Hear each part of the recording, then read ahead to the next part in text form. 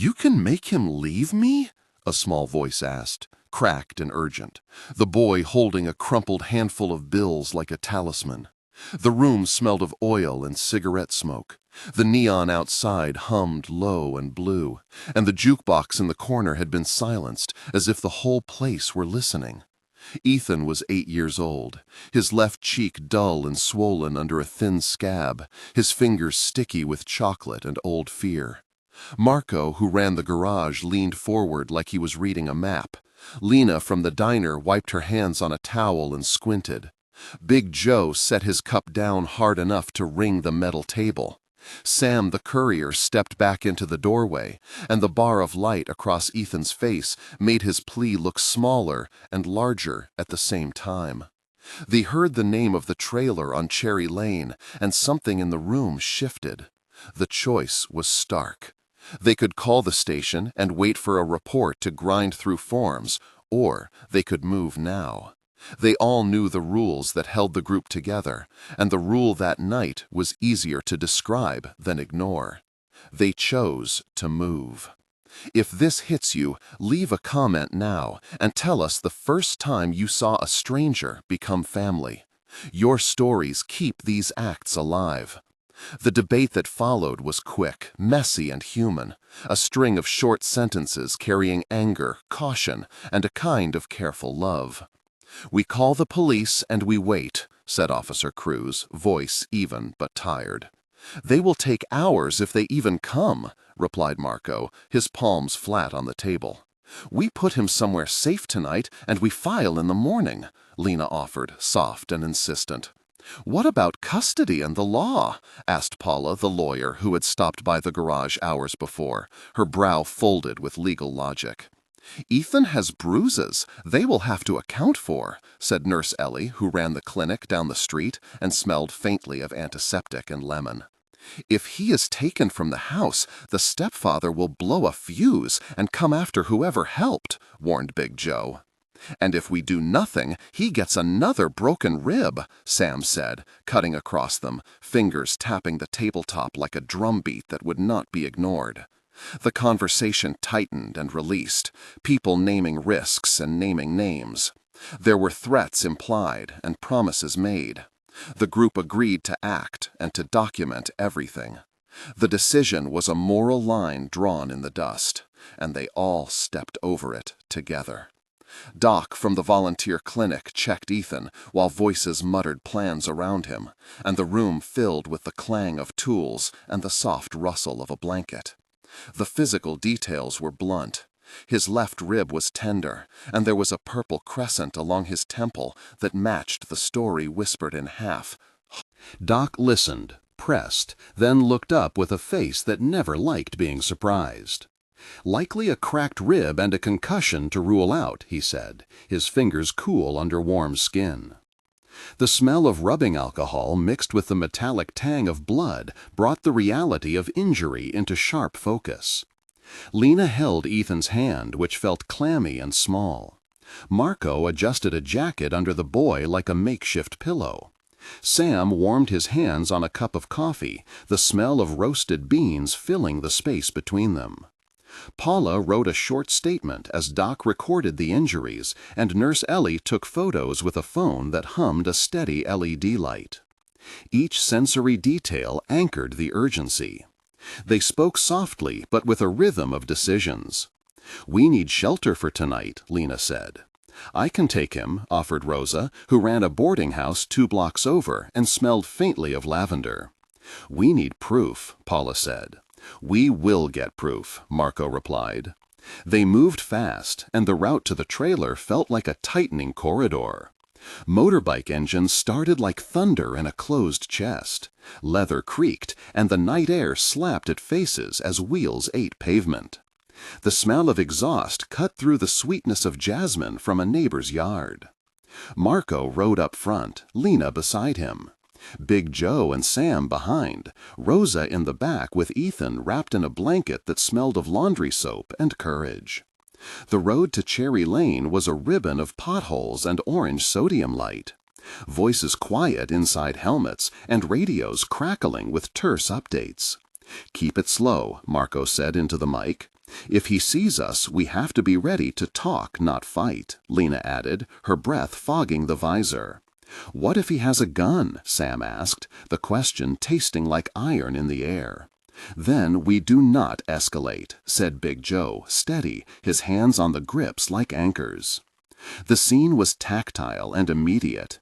The grit of gravel under tires, the pulse of headlights, the warmth of the blanket against Ethan's chin. They rehearsed a calm entry and a quick exit, each movement mapped in short phrases like steps in a rescue drill.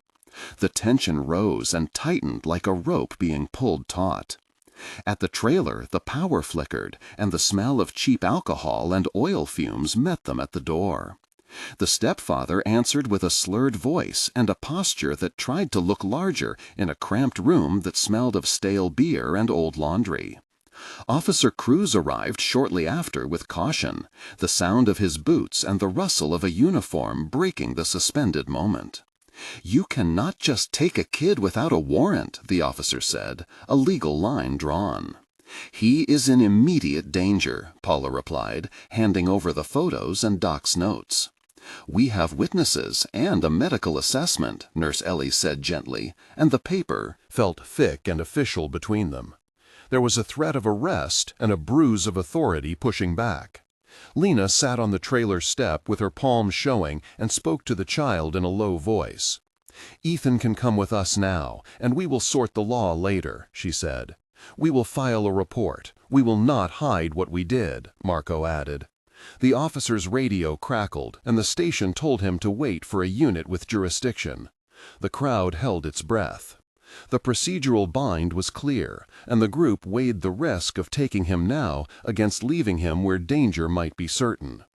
The immediate plan became pragmatic and legal.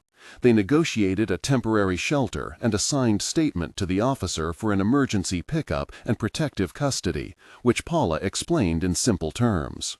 "We are not removing custody. We are seeking protective custody until the situation is assessed," she said, and her voice held legal ballast.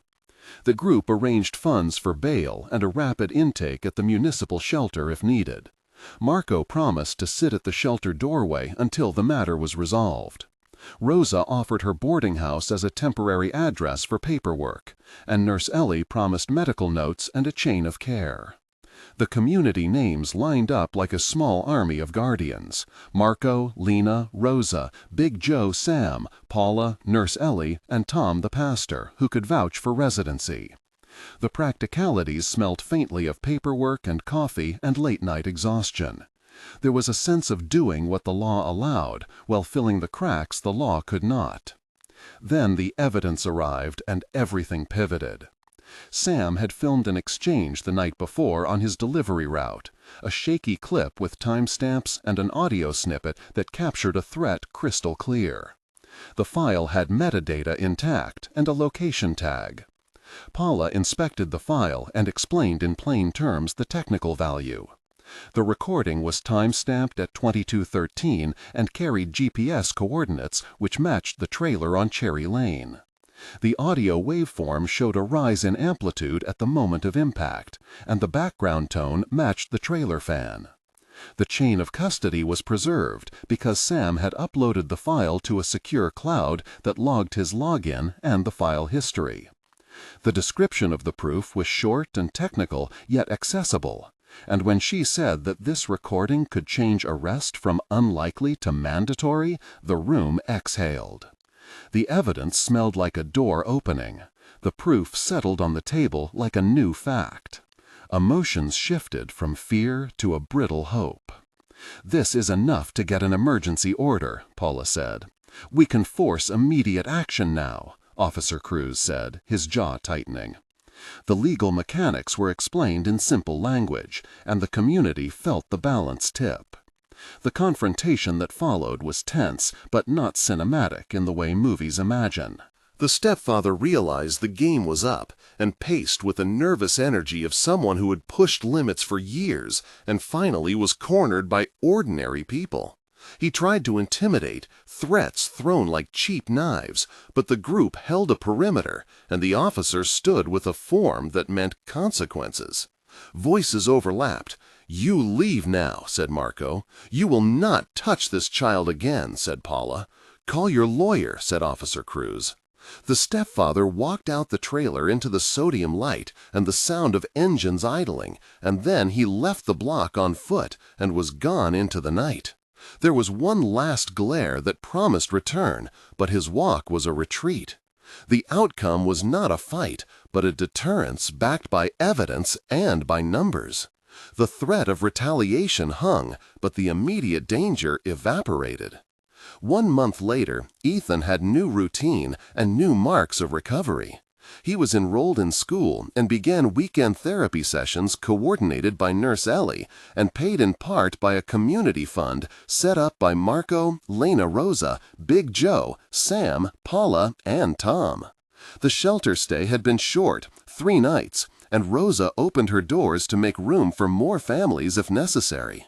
The child's mother had been located and a protective order filed with help from Paula, which limited contact and required regular check-ins. The community had organized shift-based watch and a discreet alarm system for the trailer row. Ethan attended a pediatric follow-up, and the medical report documented healing ribs and a stable concussion. He smiled more. He still flinched sometimes at sudden noises, yet he was safer and sleeping through the night most nights now. 3 months later, the case had advanced in court, with charges placed and the recorded evidence entered as a central piece of the prosecution file. The stepfather had been served with a restraining order, and the possibility of arraignment loomed. A local social worker named Maria worked with the family on housing applications and job referrals. The community fund had covered emergency legal fees and some short-term counseling. The group that had gathered in the garage met less often for crisis and more often to check in, drink coffee, and trade small favors. They kept watch on the neighborhood in quiet ways and began a small volunteer patrol to escort children to school during early morning hours. The legacy of that night began to look like sustained protection rather than a single rescue. 6 months later, Ethan had a stable foster placement with a relative in the city and was enrolled in an after-school program where he learned to draw and swim. Paula reported that the prosecutor had added additional counts based on the audio and medical records and that bail had been set high. The defendant remained out of custody pending trial but under monitoring. A local social worker named Maria worked with the family on housing applications and job referrals.